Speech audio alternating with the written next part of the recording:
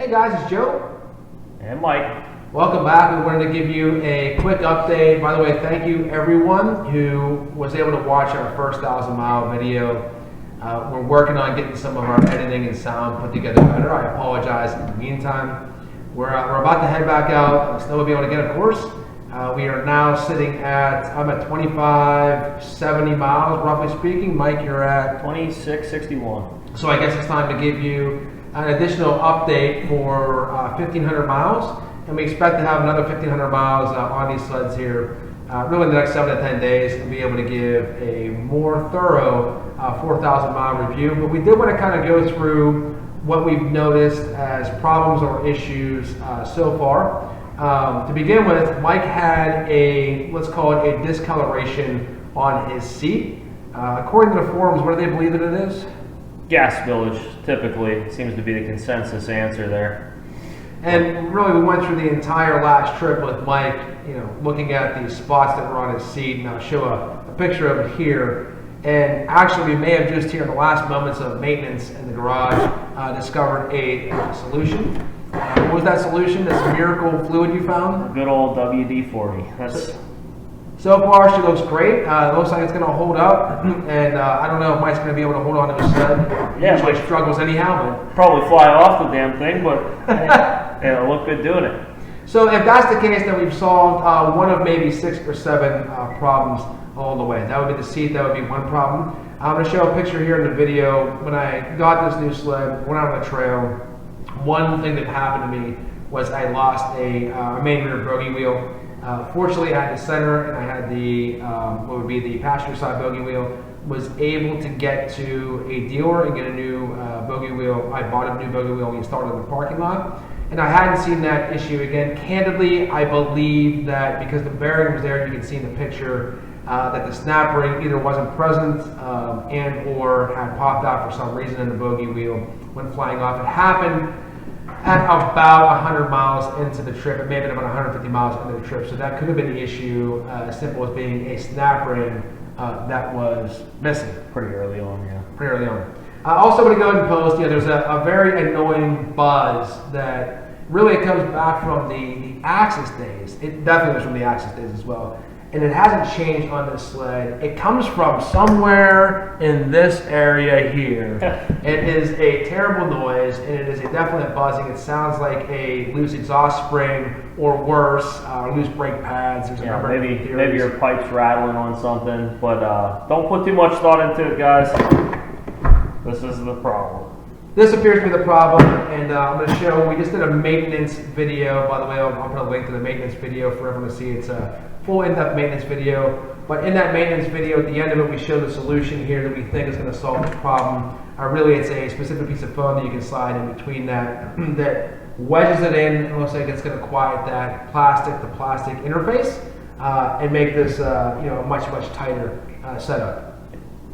So we have one other main issue and a couple other small issues. The one main issue that we've both been noticing is the fuel gauges cannot be trusted on these machines. I don't know what it is, if it's a new fuel gauge, if it's a new electronics. I don't know if the interface between the visual electronics and the gauge itself. There's something wrong with the fuel gauge, and in all fairness, it's failing in the worst possible way. A fuel gauge can fail by saying you're out of fuel and you still have fuel in the machine, which would be interesting.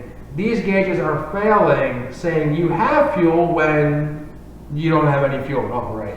I'd really like to thank 2 guys that I met just north of Houghton Hancock and on the way back from Copper Harbor. They were so nice to bring me home, to get me up to a gas station, had to walk the walk of shame, if you will. Went into the gas station, bought a $20 gas can that could barely hold 2 gallons.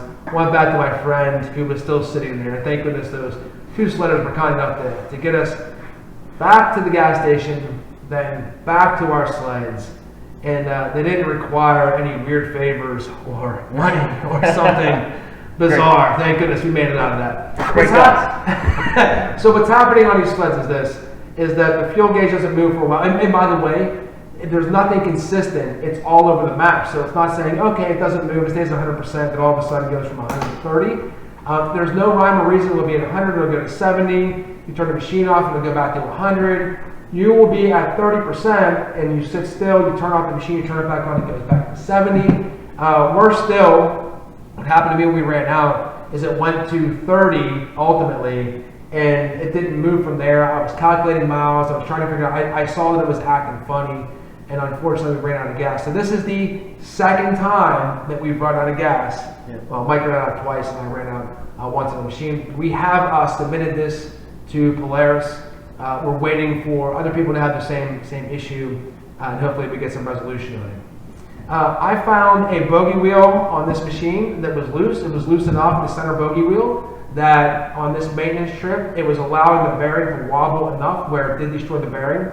Fortunately, I did have some old bearings from an Axis sled that were still in good shape. I pulled them out of bogey wheels, that the bogey wheel had a problem, but the bearing was good. I switched that out. The problem is that the shaft that holds that bogey wheel on, it's kind of a 10 millimeter on both sides. It was loose. And because it was loose, it was allowing that wheel to wobble back and forth, and that wobble ended up wearing out the inside race of that bearing. It's a bit of a small gripe, but it did happen nonetheless. In addition, we're noticing, or I'm noticing, and it's kind of common to these, there's a little bit of extra play in the front bushings. This was the exact same thing that we found on the Axis chassis. I don't think it's necessarily abnormal. It's something that you have to come to live with, but versus a Skidoo or other machines that are a little bit tighter on the front end, and we showed that in our maintenance video. Ultimately, we've noted it with the dealer. We'll see what happens from there.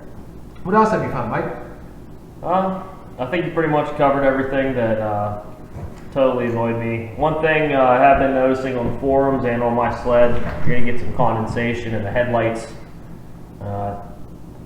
Polaris has been notified about that as well, but it's just something that I've never seen it in your sled, but my headlights get fogged up pretty bad. Yeah, yours has it, and mine does not have it. It's not exactly getting in front of the lights, it's on the bottom portion of it. It is kind of annoying that it's there, no doubt. And the last thing for me that I had to do on the last ride is I had a bit of a hesitation from time to time. I had to go back and recalibrate, or have the dealership recalibrate my power valves. Now, you also ran into this hesitation as well, maybe once or twice on last trip. Yep. What happens is, you're into the throttle, oddly enough, you catch a wind or otherwise, and then you hammer down on the throttle, and you lean forward, and the machine would fall flat on its face. No power whatsoever. It would not accelerate forward.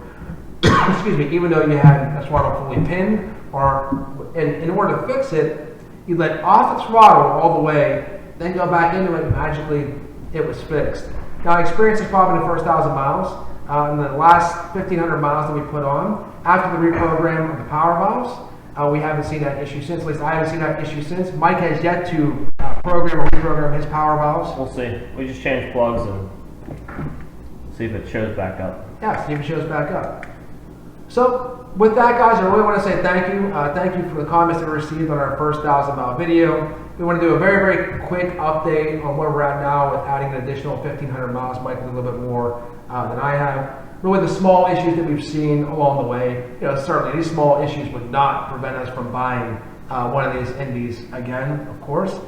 I'm confident they're going to figure out the fuel gauge issue. In the meantime, we're looking at our miles to make sure that we know how far we can get. How far can you get? Well, you can make it approximately 114 miles before this thing completely runs out of fuel. I can guarantee you that. So now we're planning our fuel stops around 90 miles to make sure that we don't exceed that and end up running out of gas again.